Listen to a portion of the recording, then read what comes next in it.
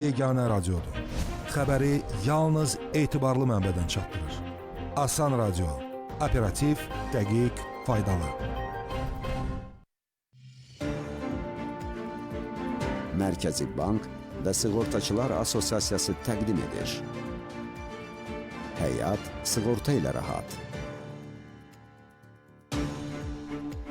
Hər vaxtınız xeyir olsun, əziz və dəyərli dinləyicilərimiz. Həyat sığorta ilə rahat verilişi efirdə öz işinə başlayır. Mən həm də hazırda bizi Asan Radionun Facebook səhifəsi vasitəsilə izləyən izləyiciləri də salamlayıram. Studiyada aparıcı kimi hazırda Aytən Əliyova işləyir və təbii ki, bugün çox maraqlı bir mövzu haqqında danışmaq üçün qonağımız da var.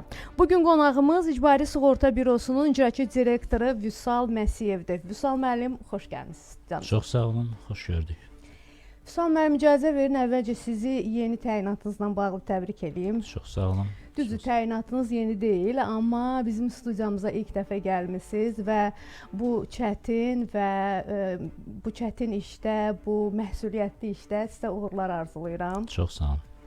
Vüsal müəllim, bax, bugün bizim bu efirdəki görüşümüz həm də bir çətin hava şəraitinə təsadüf edib. Kəskin bir hava şəraiti hazırda hökm sürür. Bax, istəyərdim elə söhbətimizin əvvəlində məhz icbari sığortalardan danışmazdan əvvəl, sığortadan danışmazdan əvvəl bizim sürücülərimizə İcbari Sığorta Bürosunun icraçı direktoru kimi öz tövsiyənizi verəsiniz.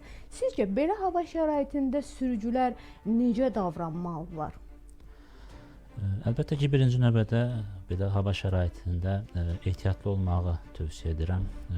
Əgər çox ehtiyac olmadığı müddətcə nəqliyyat vasitələrindən istifadə etməməyi, lazımdırsa ictimai nəqliyyat vasitələrindən istifadə etməyi tövsiyə edərəm. Əgər zərurət halında nəqliyyat vasitələrindən istifadə ediləcəksə də yol hərəkət qaydalarına ciddi riayət olunmasını tövsiyə edərəm və bacara bildikləri qədər ötmə etməmələrini və yan güzgülərdən diqqətlə istifadə etmələrini tövsiyə edərəm. Çünki bizdəki olan hadisələrə baxdığımız zaman belə hava şəraitlərində hadisələr həqiqətən çox artır və daha çox manevr zamanında olur hadisələr, müşahidə qabiliyyəti biraz az olur belə havalarda. Ona görə hər bir vətəndaşımızı, hər bir sürücümüzü ehtiyatlı olmağa dəvət edirəm. Bəli, tamamilə doğru buyurursunuz. Çünki elə bil ki, yağış yağanda sürücülər daha çox tələsirlər, daha çox manevr etməyə çalışırlar, daha çox ara məsafəsi saxlamırlar və bu da qəzaların artmasına səbəb olur. Düzdür, yollardakı vəziyyət də kəskinləşir, dəyişir, amma düşünürük ki, hər bir insanın, hər bir sürücünün şəxsi yanaşmasından da asılıdır yollardakı vəziyyəti nisbətən yaxşılaşdırmaq. Vüsal müəllim, biz bugün sizlə icbari sığortalar, mövcud vəziyyət və perspektivlər haqqında danışacağıq və mətbuatdan oxuduğumuz qədərilə, mətbuatda gördüyümüz qədərilə artıq təyinatınızdan sonra bir çox işlər görülmüşdü. Elə ona görə istəyirəm əvvəlcə başlayasınız danışmağa Azərbaycanda icbari sığorta sahəsində vəziyyəti ümumi olaraq bugün üçün necə qiymətləndirirsiniz? Azərbaycan sığorta sektorunda son illər dinamik inkişaf müşahidə edilir və müntəzəm olaraq bu sahədə mühüm islahatlar həyata keçirilir. Ölkəmizdə bu icbari sığorta sahəsində, bu sektorda böyük potensial var və biz bu potensialdan səmərəli istifadə və daim inkişafla bağlı fəaliyyətlərimizi davam edirik. 2011-ci ildə qurulan İcbari Sığorta Bürosu 2011-ci ildə başlayıbdı fəaliyyətə. Bizim əsas funksiyamız bir icbari sığorta sisteminin qurulması, onun sabitliyinin təmin edilməsi və inkişaf etdirilməsidir və sığortalı və üçüncü şəxslərin də maraqlarının qorunmasıdır. Bəli. Bu çərçivədə biz fəaliyyətimizi inkişaf etdiririk, islahatlarımızı aparırıq və texniki və institusional fəaliyyətlərimiz də var. Bununla bağlı layihələrimiz var. Bundan irəlidə bununla bağlı söhbət edərik. Bəli, elə onda gəlin 2024-cü ilin yekun göstəriciləri barədə dinləyicilərimizə məlumat verək. Rəqəmlər məndə var, onu paylaşa bilərəm. 2024-cü ildə ümumiyyətcə icbari sığorta sektorunda nəticələr yaxşıdır. Bunu Mərkəzi Bank müntəzəm olaraq paylaşır. Sektorda rübrik olaraq, illik Bəli. olaraq paylaşır, biz də paylaşırıq. İlin yekununa əsasən 1.920.921 müqavilə bağlanıbdır. Bunlardan 1.480.051-i standart sığorta üzrədir, 400.832-si sərhəd üzrədir. 40.000-dən çoxu isə yaşıl kart sığorta müqaviləsi üzrə olubdur. Daşınmaz əmlakın icbari sığortası üzrə 189.949 müqavilə bağlanmışdır. Daşınmaz əmlakın istismarının mülki məsuliyyəti icbari sığortası üzrə də 18.946 müqavilə bağlanmışdır. Bu 2024-cü il üzrədir.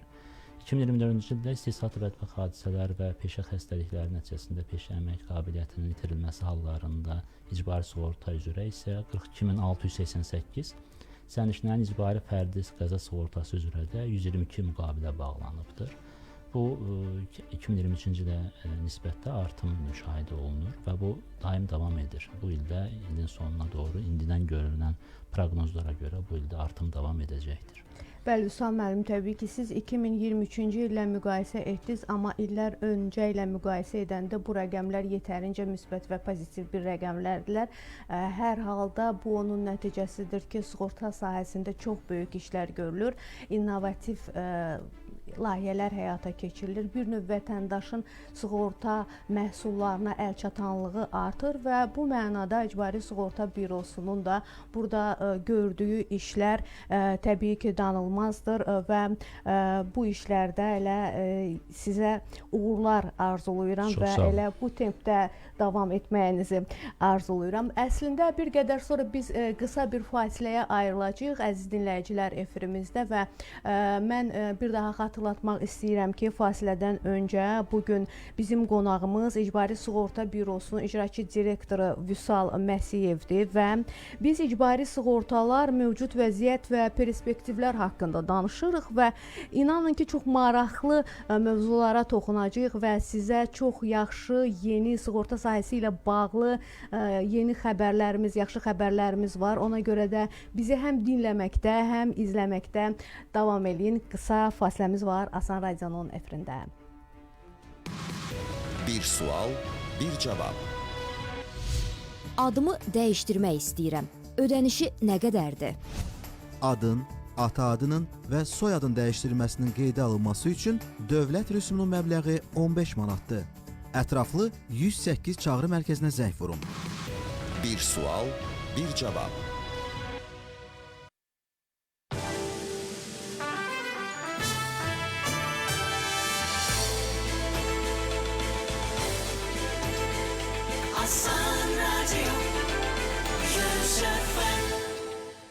Omid mağazalarında möhtəşəm endirimlər. Elektrikli ot biçən indi 120 manata deyil, 99 manat. Dərmansəpən Pandora 16 litr 27 manat 90 qəpik deyil, cəmi 21 manat 90 qəpik. Omid xeyirli alış-verişlər, telefon 890. Asan Radyo'da reklam. Neotek kabelləri 99,9% saf misdən olduğu üçün yüksək ötürücülük xüsusiyyətinə malikdir. Mis tellərin sayı, diametri, plastik qalınlığı və sıxlığı, polietilen dolğu AZS və Avropa standartlarına uyğun dəyərdədir. Yüksək keyfiyyət, sərfəli qiymət. Neotek, gücümüz, gücünüzdür. 25 illik yubiley ərəfəsində Matanat A keramika yapışdırıcısı artıq hibrid texnologiyasında istehsal olunur. Nanotexnologiyası ilə zəngin polimerləşdirmənin birgə gücündən yaranan Matanat A hibrid keramika yapışdırıcısı yüksək möhkəmlik, güclü yapışqanlıq və istifadə rahatlığı deməkdir. Tiksotropikdir. Şaquli səthlərdə sürüşmə ehtimalı yoxdur. İstehsal prosesində zəngin polimerləşdirmə və nano zərrəciklərin əsas xammala absorpsiya olunması hibrid texnologiyasını şərtləndirir. Matanat A hibrid keramika yapışdırıcısı. İki gücün birləşməsi. Asan Radyo'da reklam. 050 60 06 100. Qəbuldasan. Qəbuldasan verilişinin qonağı Dövlət Məşğulluq Agentliyinin İdarə Heyətinin sədri Sadiq Əliyevdir. 160 min şəxsimizi biz işə düzəltmişik ki, onların təqribən 35%-i məhz gənclərdir. İşsiz və iş axtaran şəxs kimi qeydiyyat ümumiyyətlə necə aparılır? Müraciət edə bilərlər və işsiz, iş axtaran kimi qeydiyyata alına bilərlər. Özünəməşğulluq proqramının icrası necə gedir? Bu proqramın əhatəliyi 100 min şəxsin üzərində olur. Həm də bütün mərhələlər növbəllik qaydasında həyata keçirilir. Vətəndaşlar tərəfindən şikayətlər də olunur, keyfiyyət məsələsindən bağlı. Bunlara necə nəzarət olunur? Heç şübhəsiz ki, müraciətlər var. Hər hansı bir qüsur olan aktivlərimizin dəyişdirilməsi öz tərəfindən təmin edilir. Kimlər işsizlikdən sığorta ödənişi ala bilər? Sığorta olunan şəxsimizin itirilmiş əmək haqqısının 50% həcmində 6 ay ərzində bir sığorta ödənişini həyata keçiririk. Müsahibəni aprelin 17-si saat 18:05-də Asan TV-nin sosial media səhifələrində izləyə və Asan Radioda dinləyə bilərsiniz. Mərkəzi Bank və Sığortaçılar Assosiasiyası təqdim edir. Həyat sığorta ilə rahat. Bir daha hər vaxtınız xeyir olsun, əziz və dəyərli dinləyicilərimiz. Həmçinin bizi Asan Radionun Facebook səhifəsi vasitəsilə izləyən dəyərli izləyicilər. Efirdə verilişimiz Həyat Sığorta ilə Rahat verilişi davam eləyir. Studiyada aparıcı kimi Aytən Əliyeva işləyir və bugün İcbari Sığorta Bürosunun icraçı direktoru Vüsal Məsiyev ilk dəfədir ki, qonağımızdır və onunla çox maraqlı bir söhbətimiz var. Biz bugün icbari sığortalar, mövcud vəziyyət və perspektivlər barədə müzakirə aparırıq. Vüsal müəllim, istərdim söhbətimizi ötən il İcbari Sığorta Bürosunun gördüyü mühüm islahatlar və innovativ layihələrlə davam etdirək. Bu yeniliklərin əhəmiyyəti nədən ibarət idi? Birinci növbədə islahatlarımız sığorta bazarının şəffaflığının artırılması və sığortanın əlçatanlığının artırılması və vətəndaş məmnuniyyət göstəricilərində yüksəldilməsi adına atılan islahatlardır.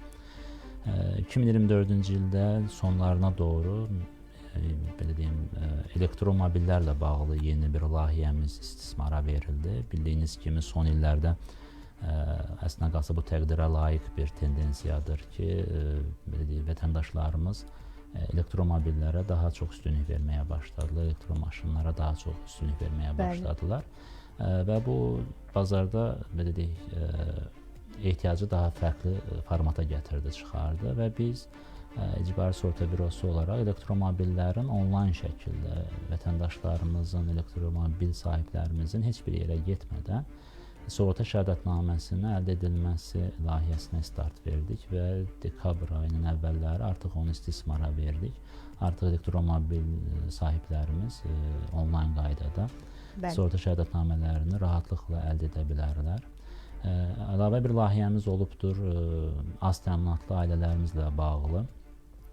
Bildiyiniz kimi az təminatlı ailələrimizin daşınmaz əmlakın icbari sığortası dövlət tərəfindən qarşılanır. Bununla bağlı əvvəllər bir insan faktorları var idi, çoxlu sənədlər tələb olunurdu. Biz Əmək və Əhalinin Sosial Müdafiə Nazirliyi ilə birlikdə, DOS rəqəmsalla birlikdə layihəni başlatdıq və az təminatlı ailələrin məlumatları olan reyestrdən inteqrasiya edilərək artıq daşınmaz əmlakın icbari sığorta şəhadətnamələri rəsmiləşdirilərkən sığortalı qismindəki vətəndaşlarımız əgər həmin reyestrdə varsa, artıq heç bir sənədə ehtiyac qalmadan az təminatlı kateqoriyasına girir və 48 saat verilən o ödəniş müddəti artıq 4 aya qədər uzadılır və bu da sığorta şirkətlərinə rahatlıq yaradır ki, sığorta şirkətləri 4 ay içərisində bunun ödənişini təmin etsinlər və bu yeniliklərimizdən də biri bu idi. Bir də əlavə yeniliklərimizdən də biri Azərbaycan Dəmir Yollarının Asan Biric üzərindən bizə verdiyi dəmir yolları nəqliyyat vasitələrinin məlumatları servisi sayəsində biz inteqrasiyamızı yekunlaşdıraraq sərnişinlərin fərdi icbari sığortası ilə bağlı inteqrasiyamızı tamamladıq və sığorta şirkətləri hal-hazırda dəmir yolları nəqliyyat vasitələrini sığortalayarkən nəqliyyat vasitəsinin məlumatlarını elektron qaydada inteqrasiyadan əldə etdiklərinə görə daha operativ və daha çevik və daha təkmil variantda məlumatları toplayırlar və şəhadətnamələri rəsmiləşdirirlər. Yəni yeniliklərimizdən bəziləri bunlar idi, daha çoxdur, amma istəyirsinizsə başqa suala keçək. Olar. Gəlin onda 9707-dən danışaq. Bəli. 9707 artıq hər bir vətəndaşın icbari sığorta məsləhətçisi var. Mən istəyirəm ki, bax bunun ardını siz davam edəsiniz. Bu yenilik bizim vətəndaşlarımıza nə verir? Bəli, bizim icbari sığorta bürosu olaraq vətəndaşlarımızın maraqları bizim üçün ən önəmli faktorlardan biridir. Həm sığortalı qismində, həm üçüncü şəxs qismində. Vətəndaşlarla birə-bir ünsiyyətdəyik, çünki şikayətlər alırıq, bəzən təkliflər də alırıq. Bunlar çox xoş hallardır. Təkliflər də verən vətəndaşlarımız da var. Vətəndaşlarımızla olan münasibətimizi tam təkmil edə bilmək üçün və vətəndaş məmnuniyyətinin göstəricilərinin də yüksəldilə bilməsi üçün çağrı mərkəzimizi daha təkmil varianta gətirdik. Ulduz 9707 nömrəsi vasitəsilə kanal yaratdıq və həmin kanal vasitəsilə təkmil variantda çağrı mərkəzi yaratdıq. Artıq vətəndaşlarımız həmin kanal vasitəsilə büro ilə 7/24 rejimdə əlaqə saxlaya bilirlər və suallarını verə bilirlər. Daha çox suallar bizdə kompensasiya ödənişləri ilə bağlıdır, bonus maluslarla bağlıdır, hadisələrlə bağlıdır və yaxud da sığorta olmadığına görə yazılan inzibati xətalar üzərindən vətəndaşlarımızdan sorğular alırıq və onlara dəstək göstərməyə davam edirik. Və arxasınca da standartlarımıza uyğun olaraq bizə müraciət edən vətəndaşlarımızla əlaqə yaradaraq aldığı xidmətin keyfiyyət göstəricilərini soruşuruq və həmin göstəriciləri də toplayaraq çağrı mərkəzimizin daha da təkmil, daha da göstəricilərinin yüksəldilməsi adına da fəaliyyətimizi davam edirik. Bəli, Vüsal müəllim, icbari sığorta bürosu sığorta hadisəsi zamanı zərər çəkmiş şəxslərin və ya faydalananların müstəqil ekspert seçimini asanlaşdırmaq məqsədi ilə yeni elektron sistem tətbiqi üzərində işləyir hazırda. Bax, bu yeni xidmət istifadəçilər üçün hansı üstünlükləri vəd edir? Müstəqil ekspertlər layihəsi mənə görə önəmli bir layihədir. Şəxsən vətəndaş olaraq da deyirəm. Çünki icbari sığorta bürosunun rəhbəri olsam da mən də bir vətəndaşam. Mən də hadisə törədə bilərəm. Müstəqil ekspert layihəsi nəyə görə önəmlidir deyə sual verilərsə, hadisə baş verdiyi zaman sığortalı və yaxud da sığortalı qismində olan zərər çəkmiş vətəndaşımız sığorta şirkətinə müraciət ünvanlayır. Əgər müraciəti zamanında onun zərəri qiymətləndirilir. Əgər sığorta şirkətinin apardığı qiymətləndirmədən narazı qalarsa vətəndaşımız, sığortalımız və yaxud da sığorta şirkəti 7 iş günü ərzində ona cavab verməzsə, bu zaman icbari sığorta bürosunun portalına daxil olaraq Mərkəzi Bankda təlimdən keçmiş, lisenziya alınmış, reyestrə daxil edilmiş təcrübəli müstəqil ekspertlər bizim sistemimizdə artıq daxil edilmişdir. Artıq son işləri aparırıq. Bu yaxın vaxtlarda artıq onu tam istismara verəcəyik. Daha çox təlim aparırıq hal-hazırda sığorta şirkətləri ilə birlikdə. Vətəndaş həmin orada yaratdığımız kabinet var. Asan login vasitəsilə və fürsətdən də istifadə edərək vətəndaşlarımıza tövsiyə edərdim ki, Rabitə Nazirliyinin verdiyi SİMA proqramının da tanış olsunlar. Çünki həmin SİMA proqramı əlçatandır, pulsuz şəkildə vətəndaşlarımızın istismarındadır və biz hər hansı bir innovativ yanaşmalarımızda SİMA bizə çox kömək edir. Vətəndaşlarımız həmin SİMA vasitəsilə öz şəxsi kabinetlərinə daxil olaraq istədiyi müstəqil eksperti seçir və onunla münasibət quraraq, müqavilə bağlayaraq öz hadisəsi haqqında məlumatı verir və artıq müstəqil ekspert onun qiymətləndirilməsində iştirak edir və mənə gəlir ki, bu vətəndaş məmnuniyyəti üçün əsas amillərdən biridir ki, vətəndaş öz maraqlarını orada müstəqillə birlikdə müdafiə edə biləcək. Bəli, təşəkkür edirəm. Vüsal müəllim, qeyd etdiklərinizdən belə məlum olur ki, 2024-cü ildə bir çox vacib texnoloji layihələrin hüquqi və biznes modelləri hazırlandı və icrası üçün təməl qoyuldu. Bu mənada 2025-ci il çox maraqlı olacaq deyəsən. Ümumiyyətlə 2025-ci il büro üçün hansı layihələrlə davam edir? 2025-ci il Biz 2024-cü ildə başlayan bir çox layihələrimiz var ki, onlar bəziləri 2024-cü ildə bitdi, bəziləri 2025-ci ildə bitəcək, bəziləri isə sonrakı illərdə bitəcək. O bitənləri biraz əvvəl vurğuladıq, amma hal-hazırda icrada olan bir çox layihələrimiz var, hansı ki biraz əvvəl vurğuladıq ki, müstəqil ekspert onlardan biridir. Insure Basket-Pay deyə layihəmiz var. Insure Basket-Pay layihəsi vətəndaşlarımızdan daha çox sığorta şirkətlərini və agent və brokerlarımızı daha çox diqqətinə veririk ki, orada Insure Basket-Pay vasitəsilə, API-lər vasitəsilə onlar artıq öz belə deyək də, məhsullarını inkişaf elətdirə biləcəklər. Sonra Forma 4 məlumatlarının könüllü sığortalara ötürülməsi ilə bağlı layihəmiz var. Sonra sığorta tarixçəsinin sığorta şirkətlərinə könüllü növlər üzrə əgər vətəndaşımızın razılığı olduğu təqdirdə onda sığorta tarixçəsinin ötürülməsi ilə bağlı layihələrimiz var. Open Insure Data dediyimiz, açıq məlumatlar dediyimiz, bildiyiniz kimi Azərbaycanda çox sevindirici haldır ki, artıq açıq məlumatlara meyillik var və artıq Rabitə Nazirliyi tərəfindən də çox dəstəklənir. Biz də öz məlumatlarımızdan sektora faydalı ola biləcək məlumatları Open Insure Data layihəsi çərçivəsində paylaşmağı düşünürük. Əlavə olaraq Open Insure Data-dan da sonra InsurTech-lə də bağlı bir çox layihələrimiz olacaqdır. Onlar daha da detallı açıqlamaq lazımdırsa, indi açıqlamayaq da növbəti suala keçək, çünki onlar ətraflı məlumatlar var. Vüsal müəllim, onsuz da aparıcılar hər zaman bütün məsələləri, detalları və xırdalıqları ilə öyrənməyə çalışırlar. Bu da bizim peşəmizin bir özəlliyidir və mən də suallarımı 2025-ci ildə rəqəmsallaşdırma ilə bağlı aparılacaq işlər davam etdirəcəm. Onsuz da, yəni burada da bu sualın cavabında da 2025-ci ildə görəcəyiniz işlərdən danışa bilərsiniz. 2025-ci ildə əsas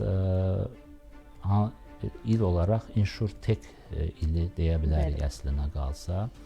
InsurTech deyəndə biz onu daha çox ekosistem kimi görürük. Misal üçün InsurTech deyəndə IT şirkətlər və yaxud da startup şirkətlər sığorta məhsulları əgər hər hansı biri inkişaf elətdirmək istəyirsə, büro ilə rahatlıqla münasibətə keçə bilərlər. Bunlar ödənişsiz şəkildə olacaq. Bizim burada əsasən marağımız, biz qeyri-kommersiya olduğumuza görə daha çox sektora töhfə verməkdir. Əgər hər hansı bir IT və yaxud da IT olmaya bilər, başqa şirkətlər hər hansı bir məhsul inkişaf elətdirmək istəyirlərsə, icbari növlər üzrə büro ilə müqavilə bağlayaraq, o da daha çox təhlükəsizlik endeyi müqaviləsi dediyimiz müqavilələr bağlayaraq artıq InsurTech ekosisteminə üzv olub o məhsullarını orada inkişaf elətdirə bilərlər. Əsas məsələlərdən biri bizdə bilirsiniz ki, bizim bir məhsulumuz var ki, onu biz ixrac etmişik. O da yaşıl kart məhsulumuzdur. Qazaxıstan və Gürcüstan üzərindən bu rəsmiləşdirilən yaşıl kart sığorta şəhadətnamələri bizim sistem vasitəsilə mümkündür və biz orada Qazaxıstan və Gürcüstanda tam elektronlaşdırma apararaq blanklardan imtina etdik və bu daha çox operativlik, çeviklik qazandırdı və indi həmin layihəni biz yerli yaşıl kartlarla da bağlı aparırıq ki, artıq yerli sığortalarımız da yaşıl kart əldə edərkən artıq blanklara ehtiyac qalmasın və elektron qaydada buraxılan şəhadətnamələrdə QR kodlar vasitəsilə də həmin şəhadətnamənin doğruluğunu bizim sistem vasitəsilə də təmin edə bilərlər. Bu da sənəd saxtakarlığının da qarşısını almaq üçün ayrıca bir töhfə verir.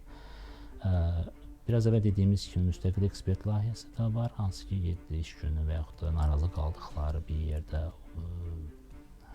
müstəqil ekspertlərlə birlikdə öz maraqlarını qoruya biləcəklər. Əlavə məlumatlardan biri də odur ki, biraz əvvəl dediyim kimi, misal üçün Forma 4 məlumatı. Forma 4 məlumatı hər hansı bir hadisədə mütləq icbari orada sığorta şəhadətnaməsi olduğuna görə Forma 4 məlumatları icbari sığorta bürosunun sistemində olur. Və hər hansı bir kasko sığortası olan sığortalımız sığorta şirkətinə yaxınlaşıb öz hadisəsini tənzimlətmək istəyərkən, qiymətləndirmə apararkən Forma 4 məlumatlarını biz könüllü sığortaya da, könüllü sığorta şirkətinə də paylaşa biləcəyik. Əlavə olaraq hər hansı bir könüllü növlərdən faydalanmaq istəyən sığortalımız istədiyi təqdirdə həmin məhsulları əldə etmək üçün bürodakı olan sığorta tarixçəsini öz razılığı olması əsasında onu yazılı şəkildə sığorta şirkətinə verir və sığorta şirkəti həmin sığorta tarixçəsini biz büro tərəfindən ona təmin olunur və istədiyi məhsulu daha səmərəli qiymətə əldə edə biləcəyini, əgər onun sığorta tarixçəsi daha yaxşıdırsa. Belə bir layihəmiz var. Sonra katastrofik risk dediyimiz təbii fəlakətlərlə bağlı böyük bir layihəmiz gedir. Türkiyənin Trakt şirkəti ilə birlikdə layihəni aparırıq, ASA ilə birlikdə. Bugünkü günə çox belə... Bəli. Yəni bu təbii fəlakət ilə təsadüfən günümüzün də mövzusudur. Həmin layihə çərçivəsində artıq katastrofik risklərin də hesablanması baxımından önəmlidir. O da ilin sonuna qədər bitirməyi düşünürük həmin layihəni. Open Insure Data ilə də bağlı biraz əvvəl məlumat verdim. O daha çox sektorda aqreqat məlumatların paylaşılması ilə bağlıdır ki, hər hansı bir tərəf o məlumatlardan istifadə edərək daha bizim də düşünə bilmədiyimiz bir çox layihəni və yaxud da məhsul hazırlaya bilər. Ona görə open, açıq məlumatları da paylaşmağı düşünürük açıq. Bundan əlavə digər layihələrdən biri də InsureBus Gateway idi. Onu biraz daha qısa vurğuladım. InsureBus Gateway daha çox sığorta şirkətlərinin marağındadır. Çünki onlar rahatlıqla icbari növ məhsullarını artıq heç kəsdən asılı olmayaraq öz məhsullarını inkişaf elətdirə biləcəklər. Əlavə olaraq bir dənə də məlumat var, layihəmiz var daha doğrusu. O da sərhəd sığortası ilə bağlıdır. Sərhəd sığortası hal-hazırda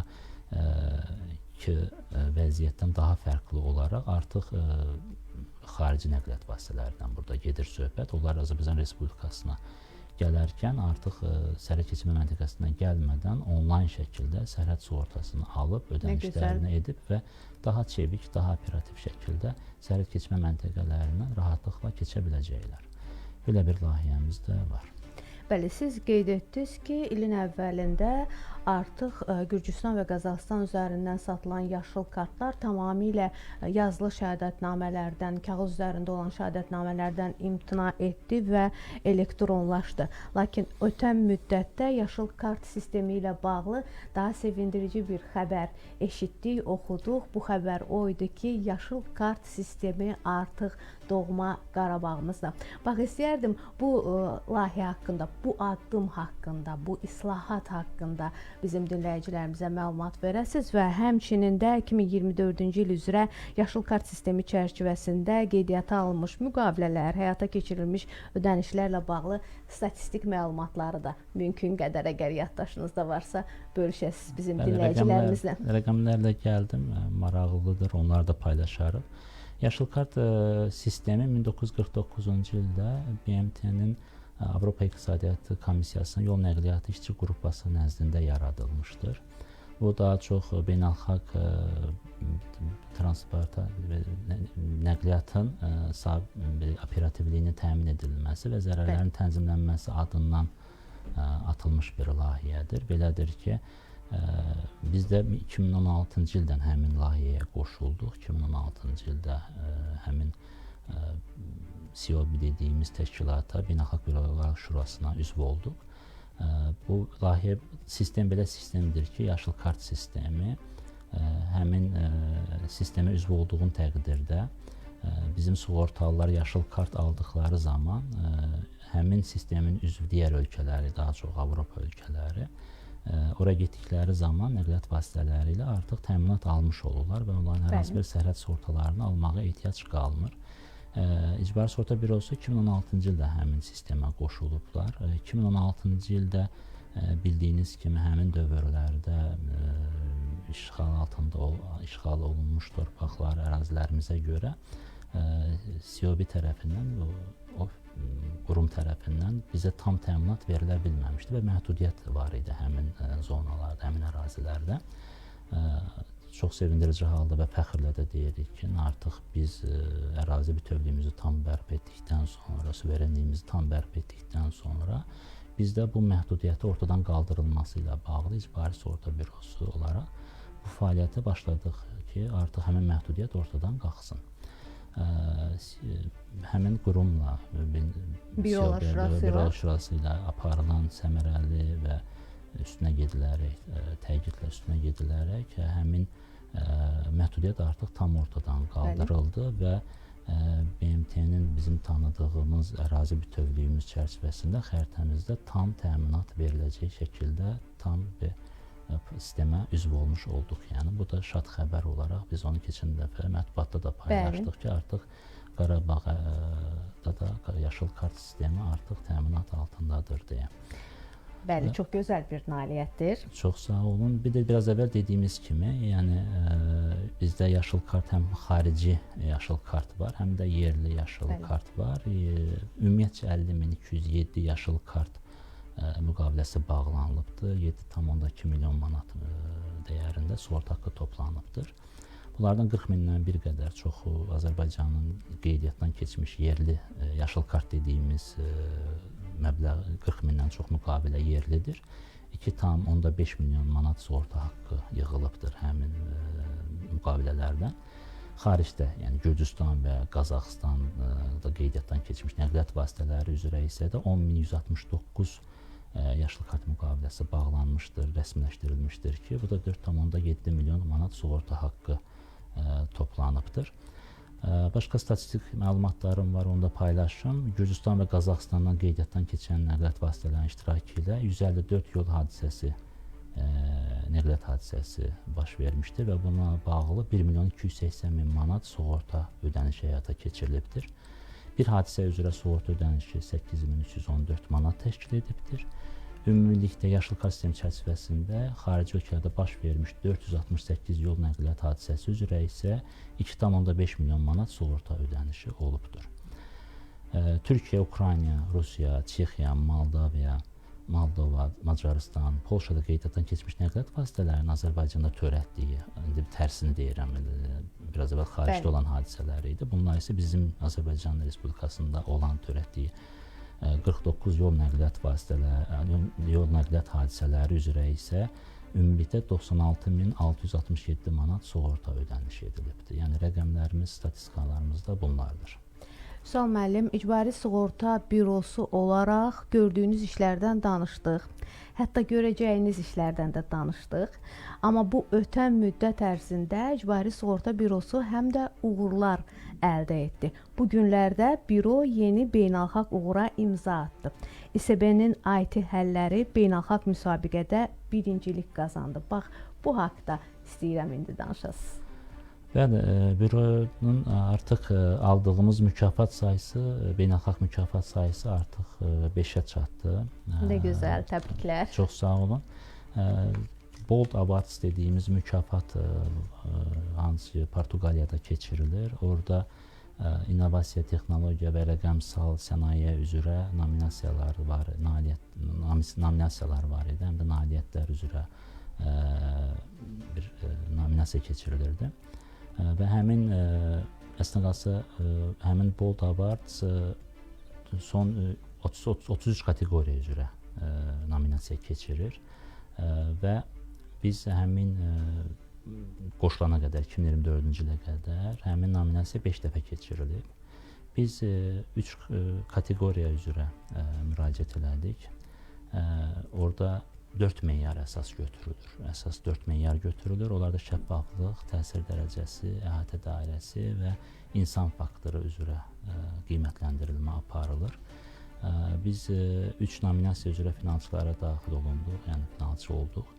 Sonra Portuqaliyanın Lissabon şəhərində keçirilən artıq finalda biz 2 növ üzrə, 2 nominasiya üzrə Boldus Insurtech və Boldus SAS üzrə birincilik qazandıq. Mükafatlar da artıq bürodadır və beləcə bizim mükafatlarımızın sayı 5 oldu, amma bu davamlı olacaq. Bu 5-dən də yetinməyəcək, çünki həqiqi mənada büronun böyük bir informasiya sistemi var və belə deyək, müntəzəm olaraq biz onu inkişaf elətdiririk, durmadan inkişaf elətdiririk və penetrasiyalarımızı artırırıq və bu, mən düşünürəm ki, irəlidə bu mükafatlarımızın sayı daha da çoxalacaq. Bir daha təbrik edirəm və Çox sağ ol. uğurlar arzulayıram. Vüsal müəllim, verilişimizin əvvəlində siz statistik rəqəmləri açıqladınız və bildirdik ki, bu rəqəmlər illər əvvələ baxanda yetərincə pozitivdirlər və yetərincə onları yaxşı rəqəmlər adlandırmaq olar. Amma yəqin ki, hələ də əhalinin sığorta sahəsi ilə bağlı maariflənməsi, insanımızda, vətəndaşımızda risk fərqindəliyinin yaradılması istiqamətində işlər aparılmalıdır. Mütləq bir şəkildə aparılmalıdır. Bax, bu sahədə İcbari Sığorta Bürosu olaraq hansı işləri görürsünüz?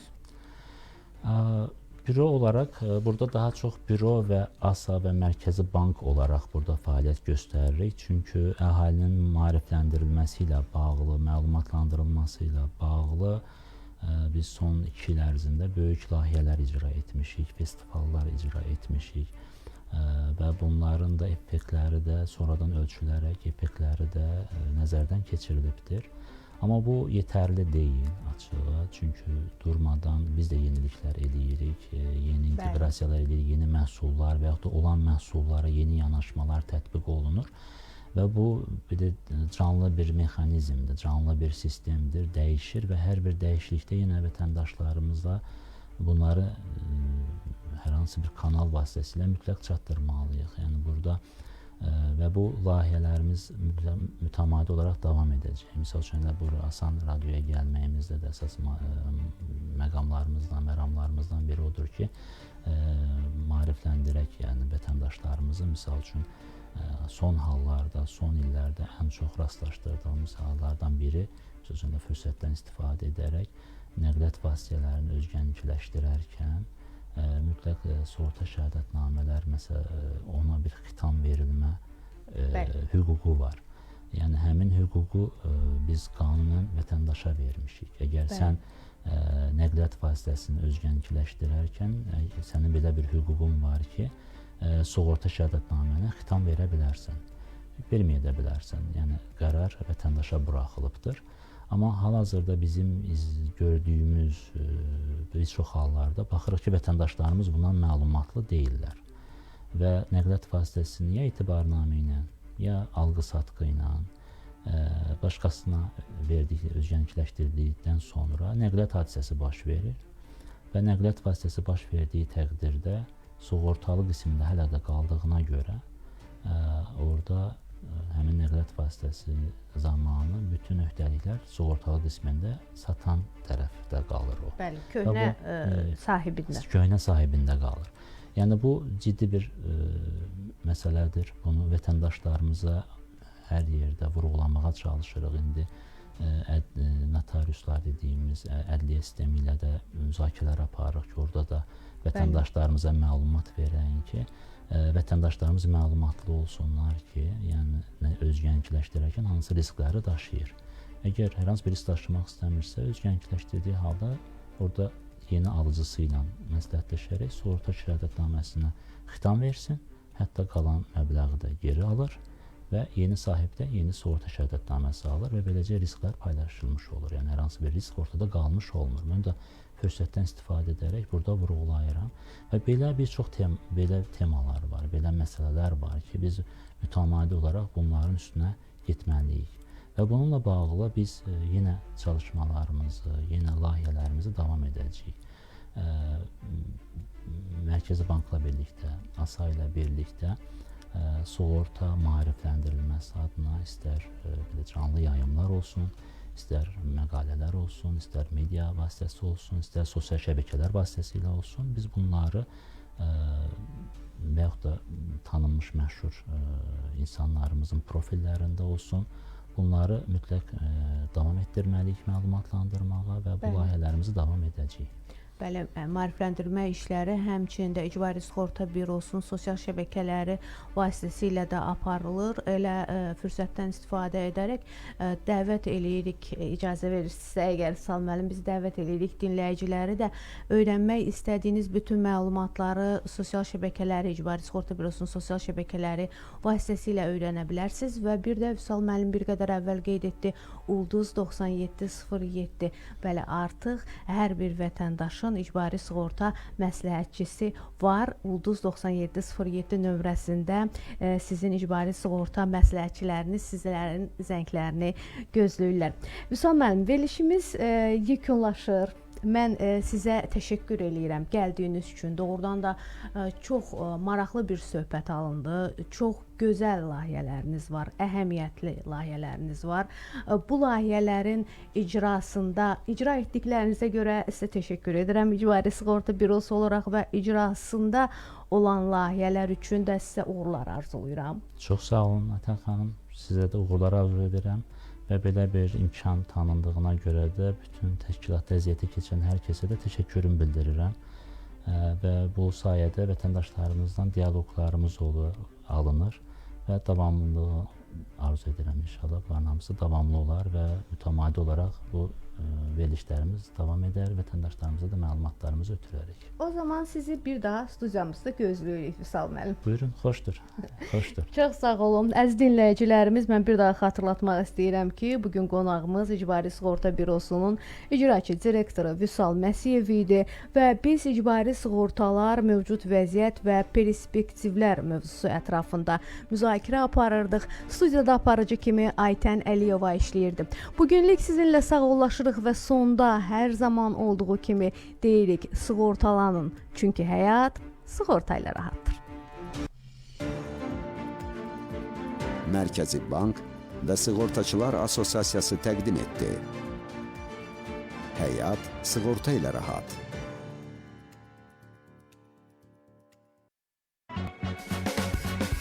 Bir sual, bir cavab buraxılışını FAB Akademiyası təqdim edir. Hilfan boruları nəyə görə sərfəlidir? FAB Akademiyası bildirir ki, Hilfan plastik borularının montajı asan